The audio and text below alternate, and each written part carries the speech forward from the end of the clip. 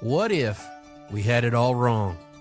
I mean, what if we were thinking the wrong way, searching the wrong way? Well, let's find out here on Choosing Your Future, episode 010, coming at you. Life is not about you living in the past.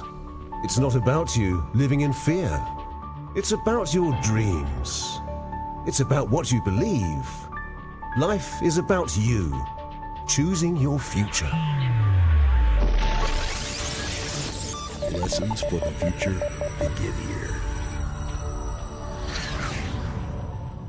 Hey, welcome to Choosing Your Future, episode 010, and I want to thank people for listening. Man, we got people listening in Canada and United Kingdom and Sweden, of course, the United States, and I'm really honored and privileged that you would join us, and I hope we're help to you, and if we are, share the podcast. You can listen on, of course, iTunes, Podbean, Stitcher, Spotify, Facebook, Twitter, you name it. But check out the website, choosingyourfuture.org, and there's a lot of information there, all kinds of things, a lot of things coming up here in the future on Choosing Your Future. But let's get started. This is a multi-part series on what if we had it all wrong? What if we've had it all wrong? And I'm going to be honest with you, you're going to have to really kind of pay attention, really open your mind a little bit. I'm going to present some things probably in a different little way. And at first, you might say, okay, wait a minute, where's this guy coming from? Well, ironically, that's what paradox is. And I'll get into that in a little bit. But, you know, we are a product.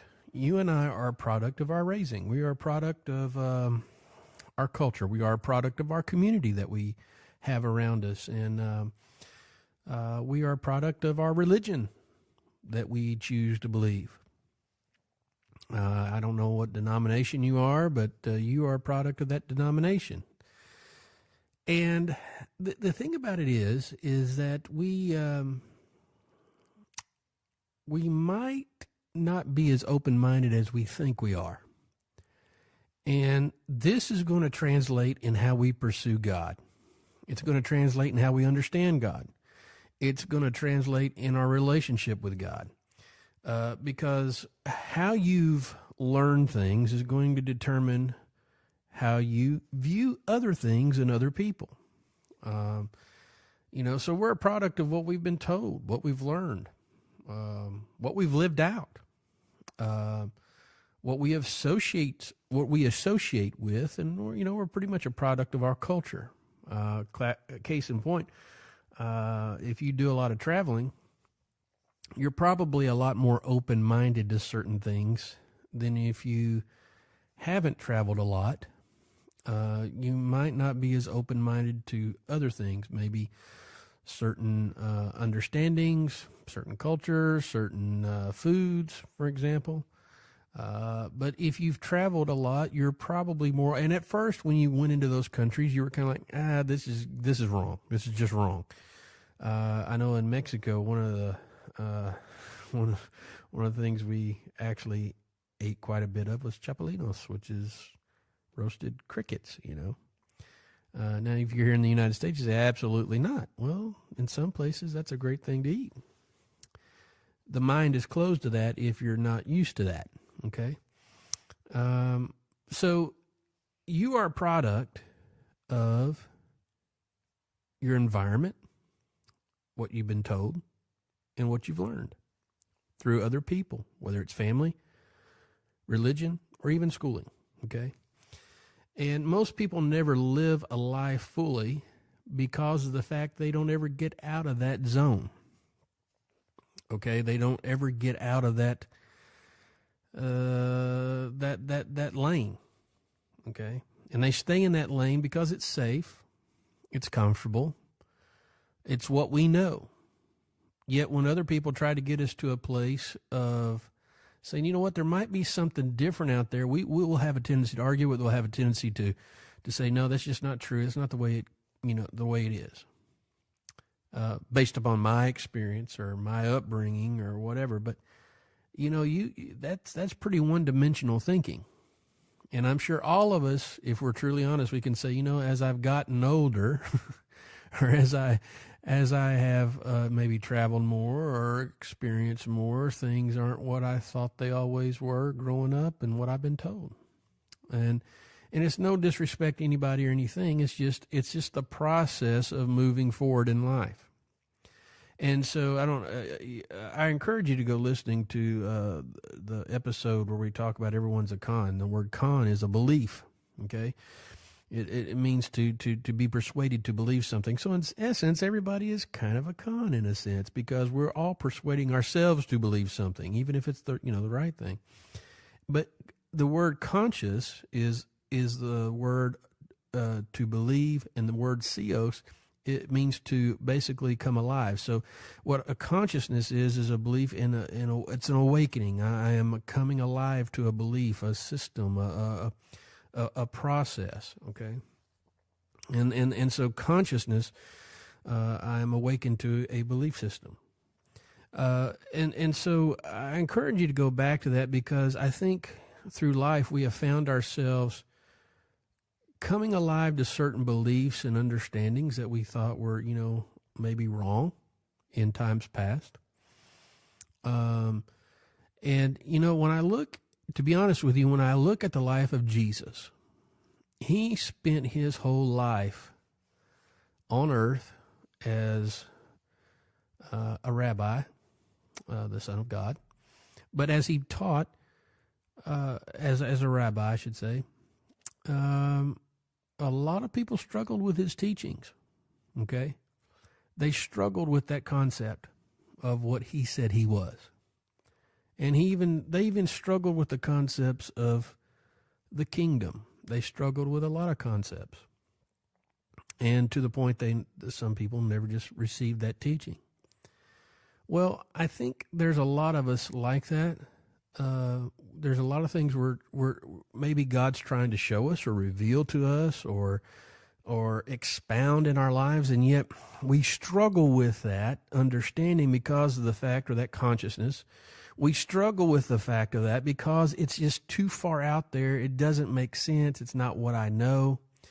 And what this is a concept of paradox. And a paradox is, believe it or not, is all through the Bible. Let me explain what a paradox is. A paradox is a statement that is seemingly contradictory or opposed to common sense. And yet, it's perhaps true. Okay? I'll say it one more time. It's a statement that is seemingly contradictory or opposed to common sense, and yet is perhaps true. It can also be like an argument, let's say, that apparently is self-contradictory in conclusions, but yet when we delve into it more, we find out, wait a minute, there's some truth to that. I've always said this: with every certain amount of deception, with every deception, there's a certain amount of truth. I believe that with all my heart, and I think that's why people get deceived, because there's a certain amount of truth to whatever it is you're being deceived about. That's what makes it deceptive. It's not all truth, but there's a certain form of truth to it that causes you to believe that, okay? And by believing that certain amount of truth, you get lost in this world unknowingly, maybe, of a lot of deceptive truths or deceptive facts. And so a paradox is something that at first on the surface seems contrary to truth, or it seems contrary to common sense, yet there is truth to that.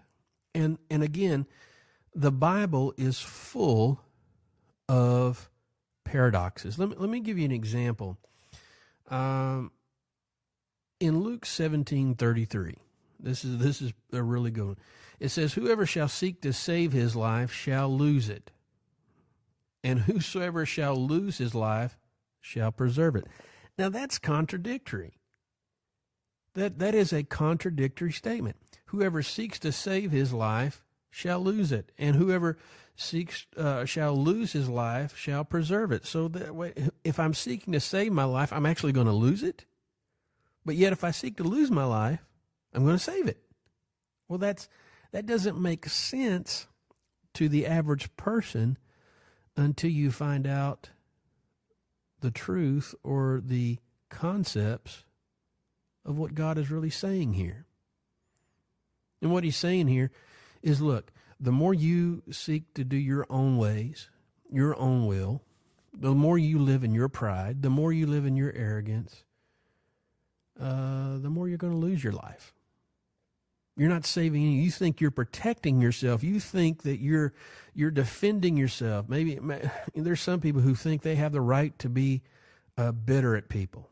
They have the right to hold a grudge. They have a right for vengeance. Yet all that does is bring death to you. You're not hurting them. You're hurting yourself. You're not saving yourself any by holding these grudges and holding all these feelings of animosity. All you're doing is poisoning your own system. And even science has proven that. Well, the paradox of this is, in order to really live, I have to let go. In order really to pursue God or to find God, I've got to be willing to let go of things that I think is God. Okay? And I'm going to get into more in more of this in here in just a minute. But here's what I'm trying to explain to you, that paradox is all through the Bible. There's some things we read and say, well, that doesn't make sense. But as we delve into it, we actually begin to find more truth. But it's the way we're finding the truth.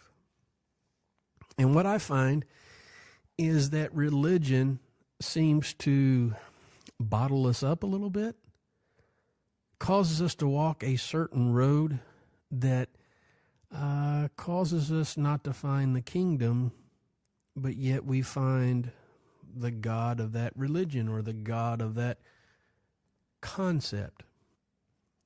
Here's another scripture, John 3:3-4. It says, Jesus answered and said unto him, Verily, verily, I say unto thee, except a man be born again, he cannot see the kingdom of God.